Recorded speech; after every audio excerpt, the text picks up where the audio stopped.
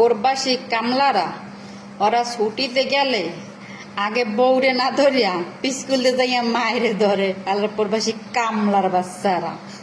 এখন থেকে যেসব প্রবাসীরা ছুটিতে দেশে যাবেন তার আগে এই আফার কাছে যায় আফারে একটা একটা করে গুঁতে দিয়ে আসবেন।